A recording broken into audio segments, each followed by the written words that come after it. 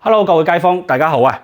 我咧係灣區嘅樓盤測評師阿東，大家可以叫我東仔嚇。今期視頻咧，我就同大家去分享咧喺大陸買樓交稅買賣嘅時候咧，點樣先至更加慳錢、更加着數。因為咧大陸啲稅費其實咧都好高嘅啊。咁樣咧我仲會同大家分享翻，比如話各位街坊嘅名下有套屋，想將個名轉翻俾啲仔女，點樣轉咧？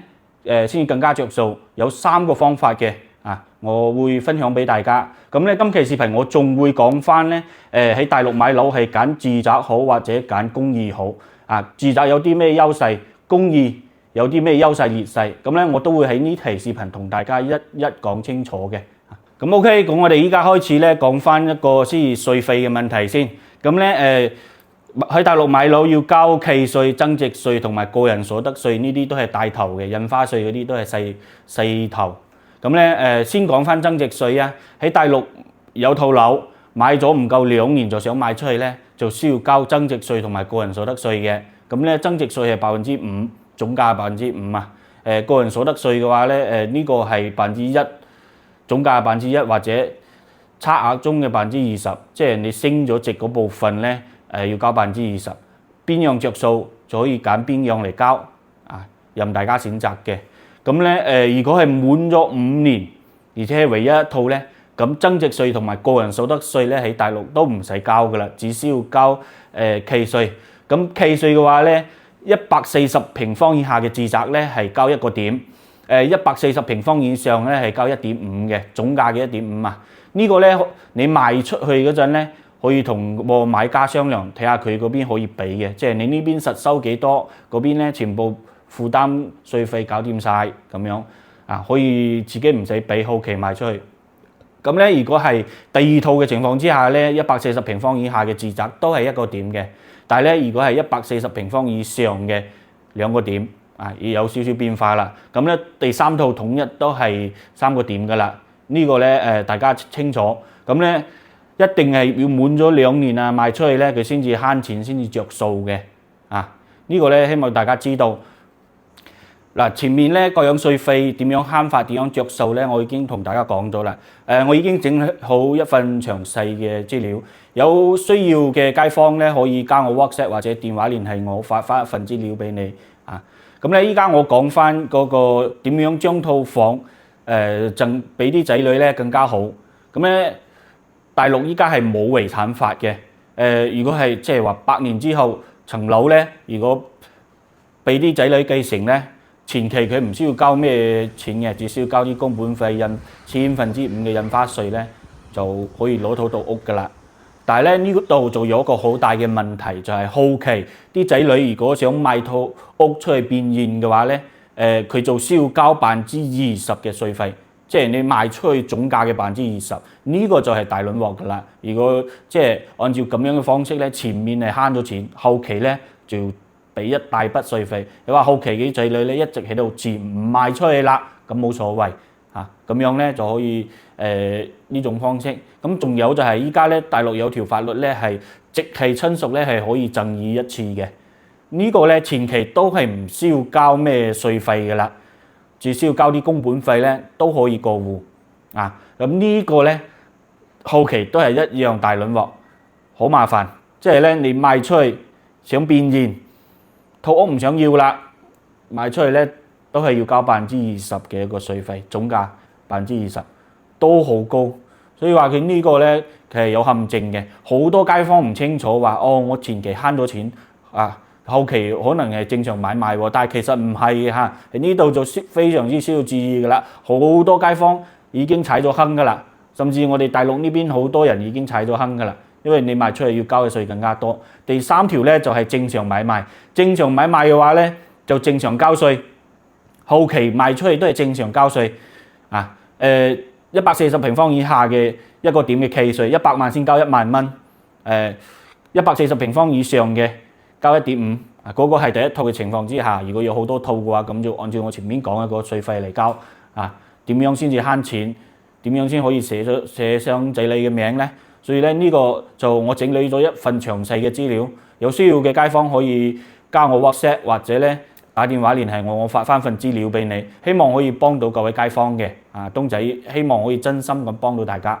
嗱，我哋依家先講翻自宅有啲咩優勢，點樣揀最更加好，即係同公寓對比。自宅咧一大優勢就係好似比如話我身後呢一片咁，非常之通風採光，一落樓咧就有公園式咁樣一個小區，好多小區咧佢都會配備埋網球場、籃球場、運動場、游泳池，甚至咧跑道呢啲咧就係住宅嘅一個優勢。住宅如果係戶型方正嘅話咧，密度冇咁高咧，幾乎每一個房間佢都會有太陽照到嘅，住起身咧非常之舒適，唔會壓抑。呢個就係住宅最大嘅一個優勢。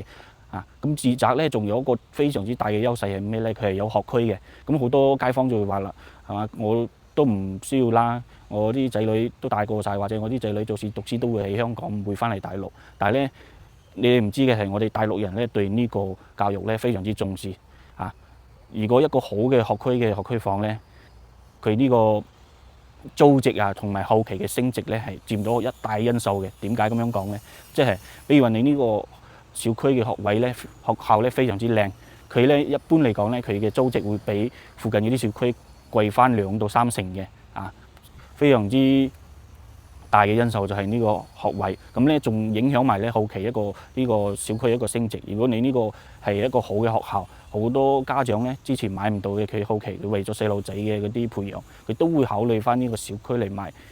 咁多嘅人爭嘅人多咗啦，佢呢個小區嘅升值咧自然就更加高，會比周圍嗰啲小區更加高嘅。比如話珠海市區嗰邊最靚嘅民研中學咧，佢嘅價格去到5、6萬蚊都有人爭嘅，附近嗰啲3、4萬蚊都冇人要。呢個就係好大、好重要嘅一個因素之一啦。對於後期嘅升值、租值同埋你出手變現咧都非常之方便，非常之好。咁住宅有啲咩劣勢咧？住宅啲劣勢好明顯就係佢總價比較高，單價比較高。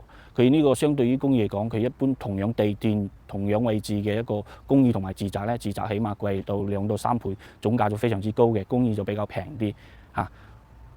咁咧住宅嗰啲優劣勢咧就講晒㗎啦，我哋咧就會講翻睇下公寓佢有啲咩優劣勢，對比之下點樣揀先至更加好。各位街坊，咁公寓有啲咩優勢咧？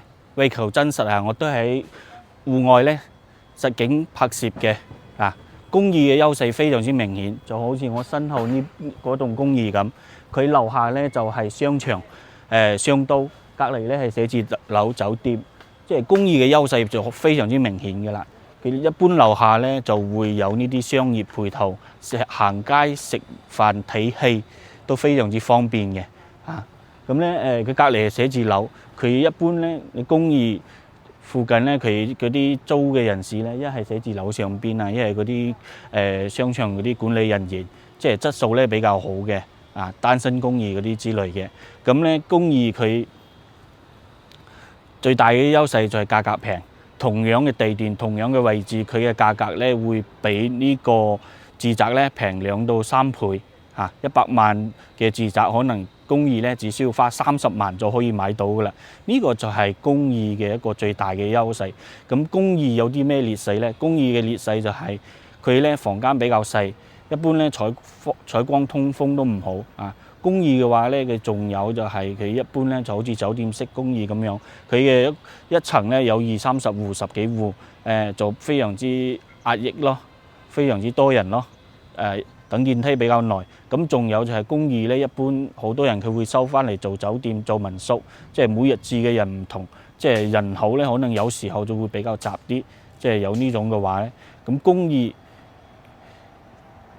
仲有劣勢就係佢唔可以明火嘅，公寓唔可以明火，但係咧勝在咧佢樓下一般嚟講佢有嗰啲商業步行街、食飯睇戲落樓下就可以做到噶啦。咁咧呢個就可以忽略咗佢，即係住宅嚟講咧，如果係有需求，一屋企人3、4個人一齊住，一人要一間房嘅咧，咁買住宅咧就比較好。長住嘅咧就買住宅。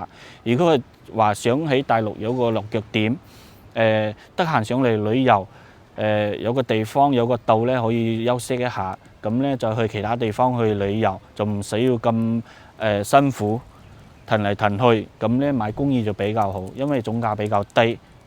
呢個嘅話咧，咁咧佢就唔需要佔用你哋太多嘅資金。咁公寓嘅佢一個首付咧要俾50%嘅，利率咧依家咧相對於住宅嚟講係4.2左右，佢會比較貴啲嚇。呢個咧就係公寓同埋住宅嘅優勢劣勢，係點樣揀？